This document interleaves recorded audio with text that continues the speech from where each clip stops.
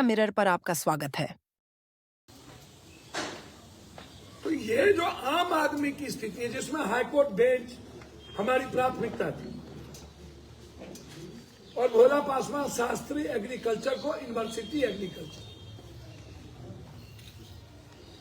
High court bench के लिए chief justice of Bihar और गवर्नर साहब की दोनों की चिट्ठी मैंने मुख्यमंत्री जी को दे दी कि दोनों की सहमति आ चुकी है, बस माननीय मुख्यमंत्री जी की सहमति हो।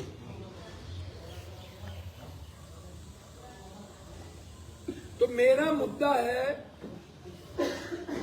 कंप्लीट रूप से जिस तरीके से आम आदमी परेशान है, एमबीआई से, माइनिंग से, डीटीओ से, जीएसटी से, व्यापारी परेशान है। जीएसटी का मुद्दा मैंने उठाया।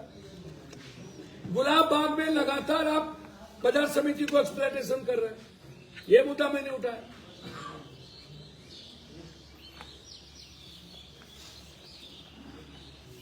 तो पूर्णिया को सतत नंबर 1 कैसे किया जाए, ये सबसे बड़ा इंपॉर्टेंट मुद्दा है। और भ्रष्टाचार मुक्त कैसे किया जाए, ये मेरे लिए प्राथमिकता है।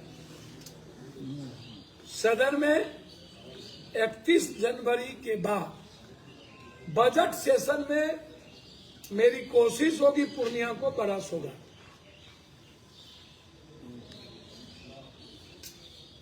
रेलवे के रूप में भी 2-2 बैठक हमने की। मुझे लगता है कि सियालदह से पूर्णिया जंक्शन होते हुए अमृत भारत और जून के पहले अमृत भारत जोगबनी से पूर्णिया जंक्शन होते हुए और वंदे भारत जोगबनी से पटना पूर्णिया जंक्शन होते। पूरी मेरी फोकस है कि सितंबर के पहले जून में हर कीमत, जून से जुलाई तक, यहां से अगस्त तक ट्रेन शुरू हो जाए। भ्रष्टाचार मेरी दूसरी प्राथमिकता थी, इसीलिए हम पूर्णिया की जनता को, किसानों को, आम आदमी को, टेम्पू वालों को जो ये पैसा वसूली करता है, डीजी साहब थे भी थे, मैंने डीजी साहब से कहा कि थाना किस राइट के अनुसार थाना पैसा वसूलता है, ये सवाल था मेरा स्पेसिफिक। एमबीआई है, माइनिंग है, ऐसी चीजें वो देखे जांच करे। आपके थाना अलग तंग करता है। तो जमाबंदी पर था, मोटेशन पर था, जमीन पर था, नदी पर था, बाढ़ पर था और इन मुद्दों पर था। हाईकोर्ट बेंच पे था और लगभग कस्बा का 3-4 पुल है जो उन्होंने लिख के मांगा, हमने लिख के दे दिया। जलालगढ़ का है, नौगछिया से बाबा मोहनपुर होते हुए, रुपौली होते हुए एनएच का है। तो कुछ मेरा जो डिमांड था, आग्रह था चौड़ाकरण करने का, जैसे धमधा को से रुपौली से 4 लेन करने का, तो मेनली था कि भ्रष्टाचार से आप निजात दिलाइए। लोग सबसे ज्यादा इन सब चीजों से परेशान हैं। अब काम नीतीश कुमार भी कुछ न कुछ 20 सालों में करने का प्रयास करते रहे, काम करते रहे। सतत कोई भी आएगा फिर सतत काम होगा,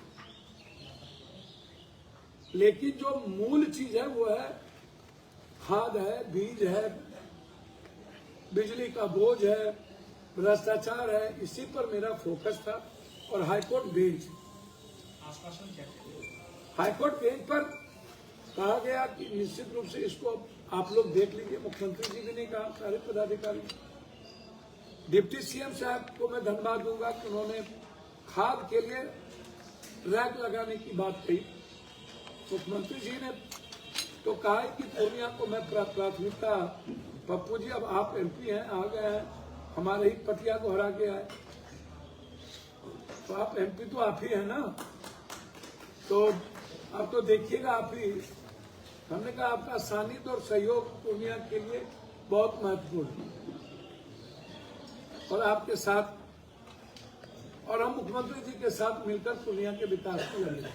हमने मुख्यमंत्री जी को आश्वस्त किया, विकास के मामले में मैं नीतीश कुमार जी के साथ खड़ा। आपको लग रहा पूर्णिया है सीमांचल के सवाल पर कोई कंप्रोमाइज नहीं होगा। कुछ और भी मदरसे से जुड़े मुद्दे थे, वो भी मांगे गए, और लगभग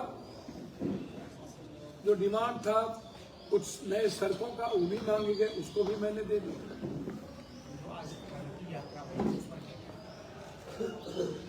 देखिए, यात्रा तो न्याय यात्रा से शुरू हुई, प्रगति यात्रा था। मैंने जल नल योजना की, मैंने 3 योजना की जांच की मांग की, ODF, जल नल योजना और RU और बिल्डिंग। RU में क्या किया है कि पहला लेयर बिछा दिया, दूसरा लेयर गैप कर दिया और तीसरे लेयर से RU बना। तो मैंने इसकी जांच की मांग लिखने से। आपको लग रहा है कि पप्पू यादव के नेतृत्व में पूरे बिहार में विकास अच्छा होगा? मेरे नेतृत्व नीतीश कुमार जी के नेतृत्व, आप अभी नीतीश कुमार जी की तारीफ कर रहे हैं कि नीतीश कुमार के साथ मिलकर काम करेंगे, मैं तो लग रहा है के लिए कि मैंने विकास कहा, होगा। मैंने पूर्णिया के लिए कहा, कोसी सीमांचल के लिए कहा, मैंने कोसी सीमांचल के लिए विशेष पैकेज की मांग की है कि अलग से आप पैकेज दीजिए, हम फोन करें इस इलाके के डेवलपमेंट के लिए। और मुझे लगता है कि 2 बात डिप्टी CM साहब ने कही है कि मट्टी वाला इशू पर उन्होंने कहा कि यदि कोई मट्टी काट रहा है और कोई पैसा वसूल रहा है तो ये ठीक नहीं है, इसको DM साहब जांच कर लीजिए। और दूसरी बात, उन्होंने खाद के संबंधित कहा, यदि खाद की किल्लत है तो हम लोग रिएक्ट करें। तो 2 बिंदु पर डिप्टी CM साहब ने उन्होंने कहा है। और मैंने दिलीप जायसवाल साहब ने जो लिखा है हमारे जनप्रतिनिधि के मेमोरेंडम पर, वो कॉपी CM साहब ने हमसे मांगा। मैंने कहा ये हाल है मंत्री जी के लिखने के बावजूद CO की स्थिति आप देख लीजिए। तो चीफ सेक्रेटरी साहब ने हमें आश्वासन दिया है कि आप बेफिक्र है, उस पर मैं कर रहा हूँ। सर, दिल्ली चुनाव को लेकर के काफी सरगर्मी चीज देखिए, दिल्ली चुनाव में मैं हमारी एक जिम्मेदारी है, मैं कोशिश कर रहा हूं कि दिल्ली चुनाव में बीजेपी और आम आदमी पार्टी जितना झूठ बोली है, आम आदमी पार्टी ने कहा मैं आम आदमी ही रहूंगा, खास नहीं बनूंगा। दुनिया का सबसे ज्यादा खास आदमी अरविंद केजरीवाल, टेररिस्ट के पैसे से वो पार्टी चलाते हैं। कनाडा के एक टेररिस्ट 124 करोड़ रुपया पंजाब को आसान करने के लिए आम आदमी पार्टी को दिया। उसका कल प्रूफ आ गया।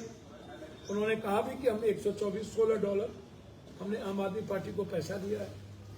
लगभग पंजाब के एक हाथ में ड्रग्स, स्मैक, वाटनर, पुलिसन, पाकिस्तान का बॉर्डर बिल्कुल खोल दिया गया और पूरे पंजाब को तबाह कर दिया। आम आदमी पार्टी बनी ही थी कनाडा के टेररिस्ट के सहयोग से और टेररिस्ट की मदद करने की। आम आदमी पार्टी का जो पंजाब का सरकार है वो चल ही रहा है टेररिस्ट के नेपथ्य से। और इनके जो राज्यसभा मेंबर MP हैं, 100 बार उनका कॉल है उस टेररिस्ट के साथ। उनका नाम 100 बार। नाम क्या है उनका? एक गोरखा क्या है? नहीं राघव चक्र। 100 जमुना महागंगा, प्रदूषण महागंगा, नल का पानी। चैनल को सब्सक्राइब करना ना भूलें। मिलेंगे कुछ और नए रोचक वीडियो के साथ।